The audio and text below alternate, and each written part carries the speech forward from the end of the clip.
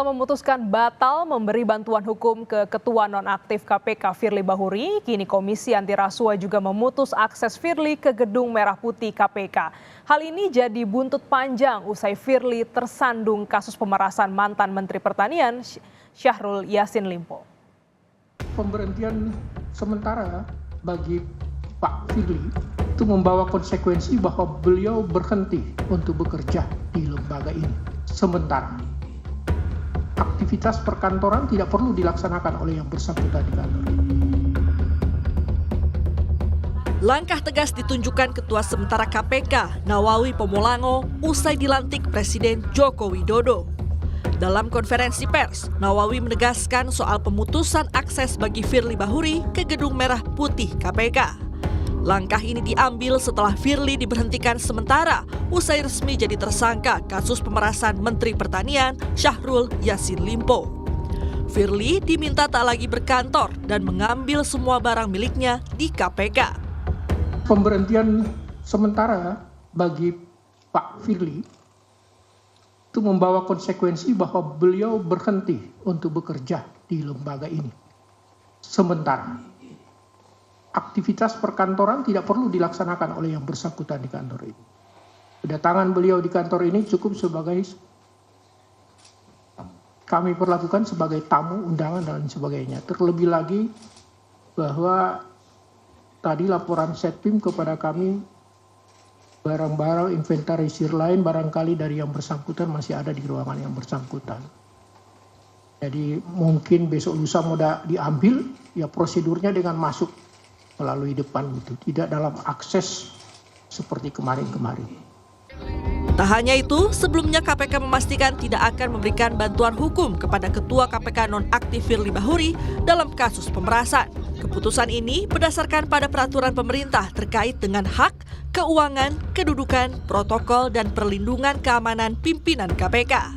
Keputusan ini diambil dalam rapat pimpinan bersama pejabat struktural Biro Hukum KPK.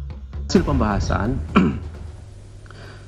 pimpinan KPK sepakat untuk tidak memberikan bantuan hukum terkait penyidikan perkara dugaan tindak pidana korupsi yang sedang berproses di Polda Metro Jaya, begitu ya. Dan tentu ini tadi sudah dibahas, rujukannya ada, yaitu peraturan pemerintah terkait dengan hak keuangan, kedudukan protokol, dan perlindungan keamanan pimpinan KPK. Ada ketentuan di sana bahwa bantuan hukum dan perlindungan keamanan, tadi ada kaitannya dengan pertanyaan dari teman-teman mengenai ajudan tadi ya Mas Niam gitu ya, diberikan terkait dengan pelaksanaan tugas dan wewenang KPK. Mantan Kabar Eskrim Komjen Ito Sumardi menegaskan, status Firly yang bukan lagi Ketua KPK akan lebih memudahkan penyidik dalam proses pemeriksaan hingga penahanan Firly. Diperiksa sebagai saksi kan beliau masih secara aktif menjadi Ketua KPK ya, tentunya ada kegiatan-kegiatan yang tidak bisa ditinggalkan yang lebih penting. Nah kalau sekarang kan beliau sudah dilepas sebagai orang yang tentunya non-aktif ya, jadi tentunya di sini ketentuan terhadap beliau itu waktunya memang sudah cukup dan mungkin tidak ada alasan lagi kalau misalnya kalau dipanggil itu tidak hadir ya, dan kalau di sini tentunya akan menjadi pertimbangan bagi penyidik Polda Metro Jaya untuk bisa menempatkan seseorang itu di tempat khusus atau istilahnya penahanan yang diatur dalam pasal 1 angka 21 KUHP ya. Firly Bahuri dijadwalkan menjalani pemeriksaan perdana sebagai tersangka Jumat 1 Desember di Bareskrim Mabes Polri. Ketua Nonaktif KPK Firly Bahuri dijerat dengan pasal berlapis. Penyidik menjerat Firly dengan Undang-Undang tentang Pencegahan dan Pemberantasan Tindak Pidana Korupsi, Pasal 12E soal pemerasan, Pasal 12B soal suap, dan Pasal 11 soal gratifikasi.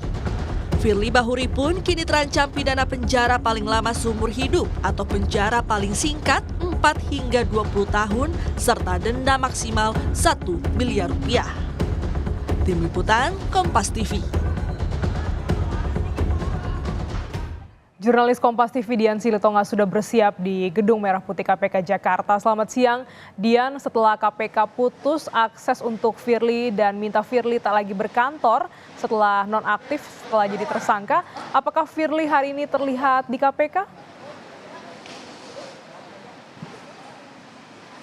Saat ini belum terlihat, Glenis, meskipun memang informasinya pada hari ini Firly Bahuri disebut akan menyambangi Gedung Merah Putih KPK untuk mengemas barang-barang pribadinya yang masih ada di ruang kerja.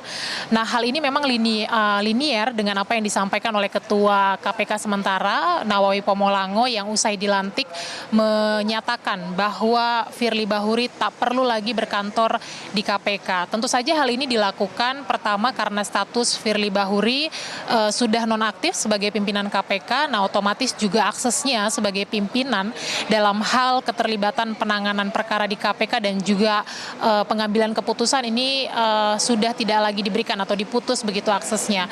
Nah, jadi kalaupun nanti hari ini Firly jadi mendatangi KPK untuk mengemas barang-barangnya, Firly tak lagi bisa melewati akses pintu pimpinan karena sekali lagi aksesnya sebagai pimpinan ini sudah diputus. Jadi nanti kalau Firly datang, maka prosedurnya akan seperti tamu biasa. Jadi Firly akan datang atau masuk melalui pintu depan Gedung Merah Putih KPK. Nah, pintunya ini tepat berada di belakang saya, Glenis.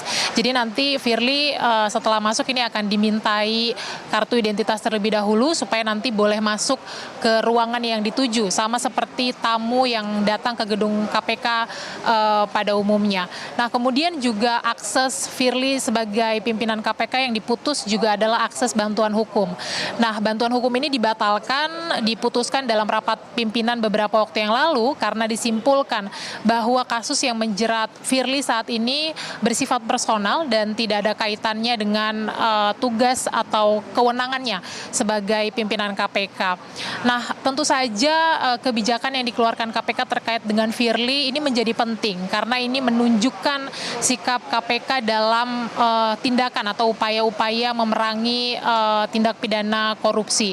Nah, ketegasan KPK ini tentu juga bisa mempermudah proses penyidikan atau proses hukum Firly Bahuri di Polda Metro Jaya. Karena kalau kita ingat, Glenis, dalam proses hukum Firly Bahuri ini menjadi berlarut-larut karena kerap kali Firly ini mangkir dari panggilan penyidikan dengan alasan sedang menjalani tugas sebagai pimpinan KPK. Nah, diharapkan ketegasan KPK di bawah kepemimpinan Nawawi Pomolango sebagai Ketua KPK sementara ini menjadi angin segar bagi aparat penegak hukum yang saat ini sedang menangani kasus hukum Firly Bahuri.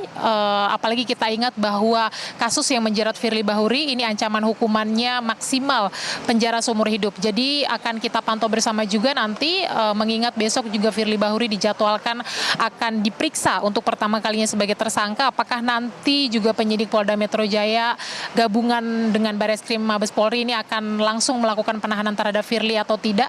Itu akan kita pantau bersama karena sekali lagi mengingat ancaman hukumannya ini lebih atau di atas 5 tahun, maka secara subjektif penyidik bisa langsung melakukan penahanan terhadap Firly Bahuri. Tapi sekali lagi kita akan pantau nanti bagaimana perkembangan penanganan proses hukum terhadap Firly Bahuri. Glenis.